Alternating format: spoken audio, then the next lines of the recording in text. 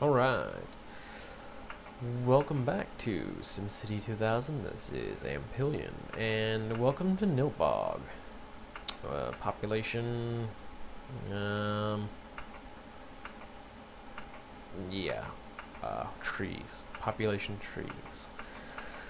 Yeah, we haven't actually started building anything here yet, so let's take a quick look at this menu up here. We'll take a look at these various buttons. File's pretty self-explanatory. The speed, you'll kind of want to keep an eye on this. I usually start the game paused. I'll build up the first initial civilization, and then I'll start off a little slow to make sure everything's going well, and then kind of move it up from there and see what happens. There's some options. I want to say auto budget. More or less, we'll skip the budget scene that comes up every end of the year.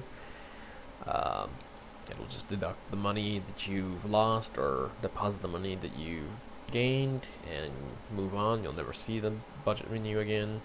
Disasters, which are fun to play around with if you actually have the city to demolish, and the windows, which are more or less all these different menus that are down here. You can bring them up right through here. And the newspaper, which you could kind of just turn off the various newspaper options or have it pop up more often. We don't want that. Anyway, the buttons up here are these are more or less the terraforming tools that we had in the terrain editor, except now they actually have a price to them. So if you didn't do it before, chances are you won't be doing it for a while, because it gets very expensive if you want to actually manipulate a hill or plant a bunch of trees or add water. So if you didn't do it, you should probably just start over. Then we've got power options, the power lines and power plants. For the 1900s, we don't really have a lot of technology at all. We bang rocks together and create fire, and we go out and gather dead carcasses that we club and bring back to our fires. But our options are very limited. You can click on the various info, and it'll tell you exactly what it'll generally give you a positives and negatives about some of the features of the power that you're looking to buy. But as I said, we have very few options here at the beginning. And then you've got the water menu, which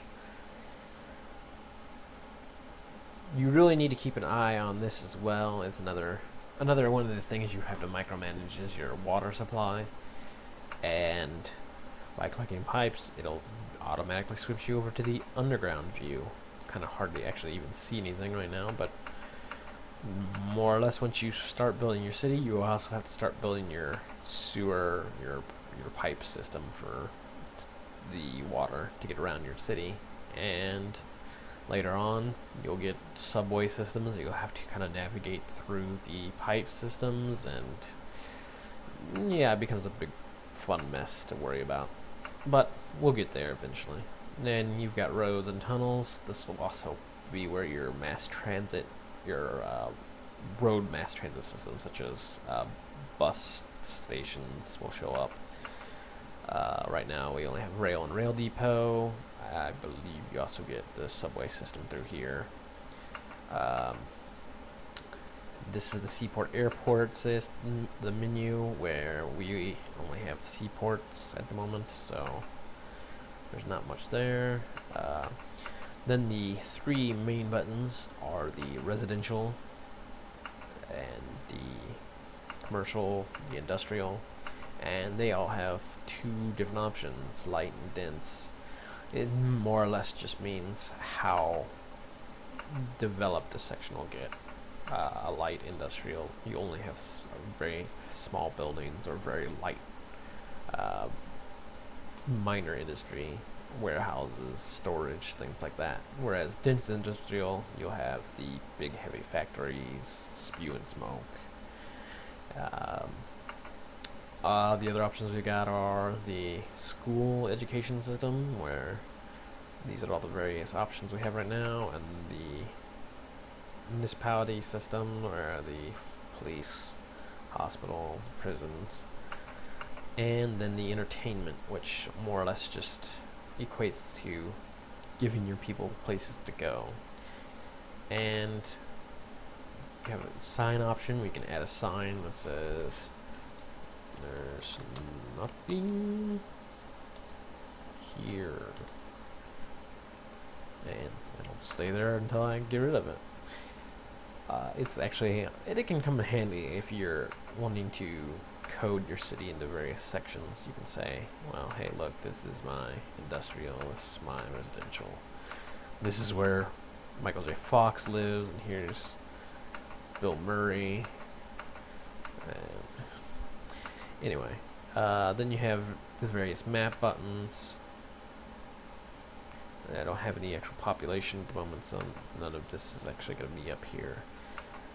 There's no industry. Here's our neighbors. Everybody else is also pretty small at this point too. And as the game goes on and the years progress, so will these other nations. There's the budget screen. We'll get into more depth of this next video, and we'll see about the advisors. And I think that's probably one of the funniest parts of the game, is especially, let me clear it off. So I'll just show you this guy, because this guy right here seems to be hilarious. And I don't even have anything up here. I'll take some of his money away. Bam. Goes crazy. Shoots up the joint. Ooh. Anyway, we'll get into detail about these guys next time. Let's just put in a quick little starter video, little starter city here. Let's put in this coal plant, which will produce tons of pollution, and I'm sure I'll hear the end of it, never hear the end of it as soon as I get this going. We'll build a little bit of a city with some roads and this happy little bush here. And just put a light little brush of road. A nice little happy road going around. And you want to make sure it's an even, straight road. Everything has to be right in its own little place. Alright, so anyway, we'll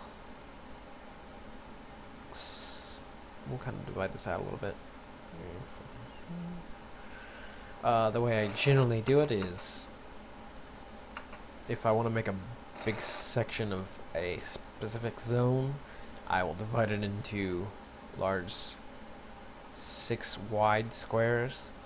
The reason this is because in this game, zones themselves will develop just fine so long as they are within 3 squares of a road. So this square here, so long as it has this road here, will develop, and the same thing this way. If you don't have them any closer than that, then you'll just have large empty spaces in your zone, and you'll probably want to redraw up the roads for it. Alright, so as you can see, I've kind of added a few more roads, squared everything off a little bit, and I'll put in a few more zones. Let's put some more residential in here. I'm gonna have places to live. We'll put in a little light commercial. Generally, starting off, you won't get a lot of demand for commercial because your city hasn't developed yet, but we'll get some. And let's put in some industrial. Gotta have jobs, you know. Can't ship it all off to China just yet. It's only 1900. Anyway, next video we'll see how good old Nilbog's doing, and we'll get into the budget menu a bit. And until then, this is Ampillion. Have fun out there.